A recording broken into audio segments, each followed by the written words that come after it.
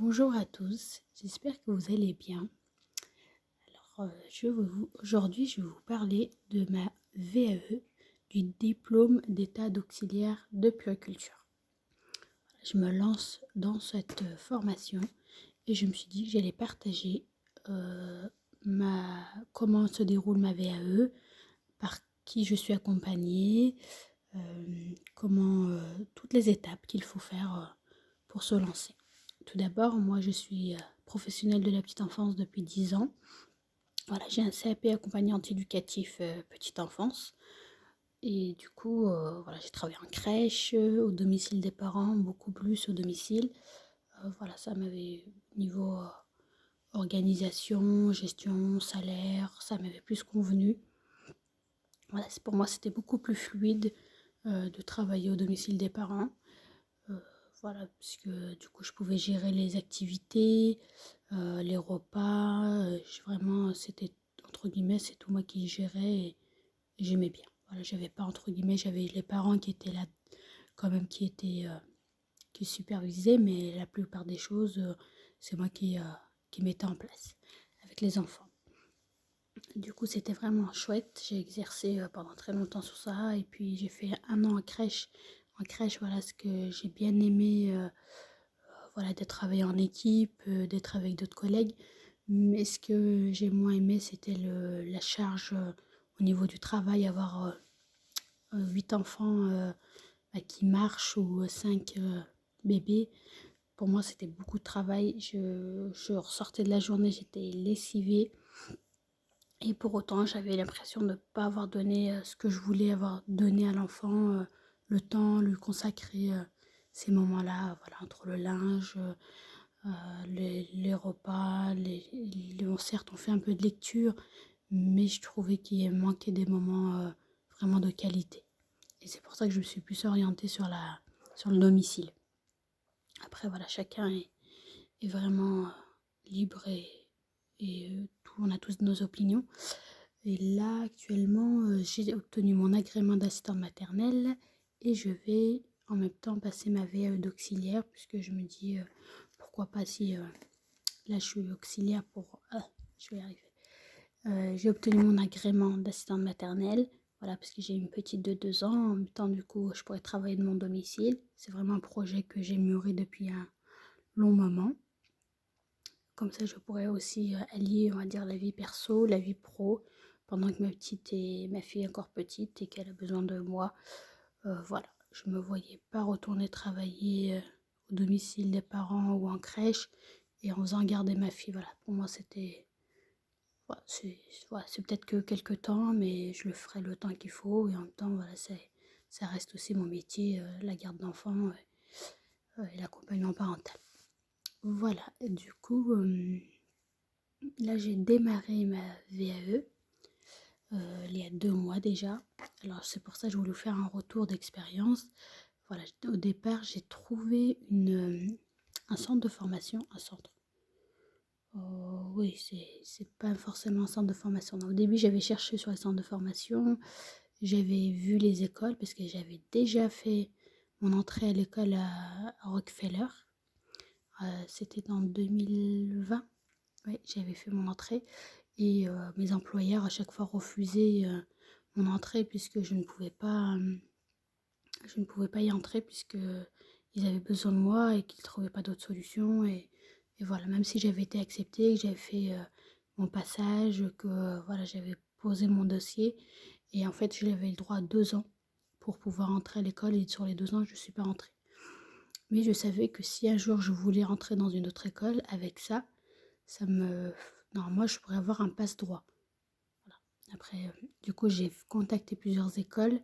L'alternance, j'ai vu qu'il y avait aussi en présentiel, voilà. Mais sauf que avec ma fille, tout ça, pour l'instant, c'est très compliqué. Mais j'ai trouvé la VAE d'auxiliaire de puériculture, où j'ai vu il y en a vraiment plusieurs de, d'organismes qui peuvent nous accompagner. Alors moi j'ai choisi Gazouillis Pro. Gazouillis Pro. Alors pour l'instant j'en suis vraiment très contente. Ils sont vraiment très à l'écoute. Voilà, je les ai contactés, je leur ai demandé toutes les questions, comment c'était possible, avec la VAE, qu'est-ce que j'avais, est-ce qu'il y avait des choses à voir, connaître, des expériences. Il me disait non, il me disait vraiment, il n'y a aucune expérience, vous avez travaillé en crèche, voilà, au moins 1 an. Et encore, je pense que maintenant, c'est même plus une... Déjà, pour avoir une VAE, il faut avoir travaillé 1 an dans la petite enfance pour pouvoir prétendre à la VAE. Validation des acquis de l'expérience.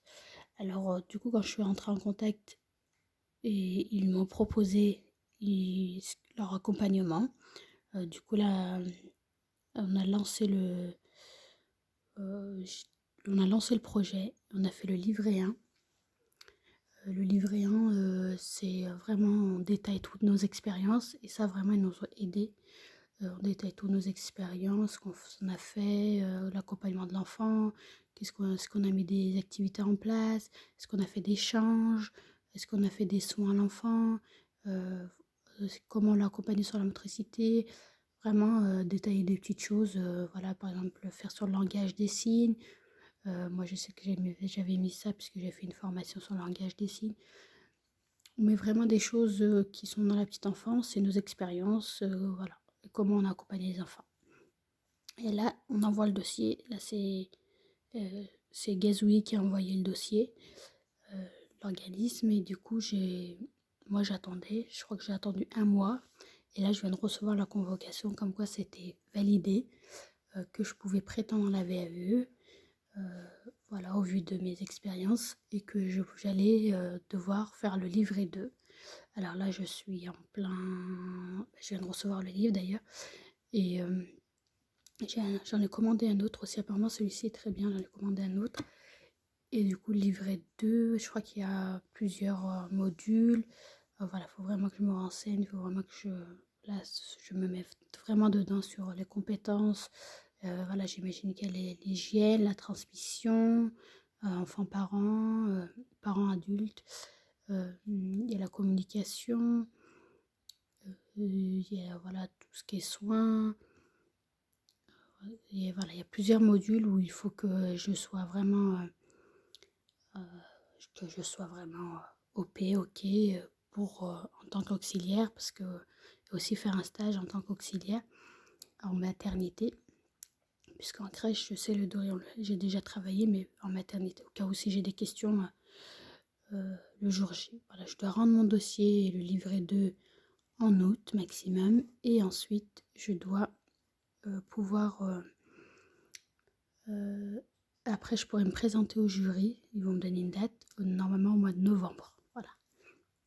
Après, si j'envoie mon dossier plus tôt, eh bien, ils me présenteront peut-être plus tôt. Mais si je t'envoie mon dossier au mois d'août, normalement, s'ils ont de la place, ils me mettent devant le jury au mois de novembre.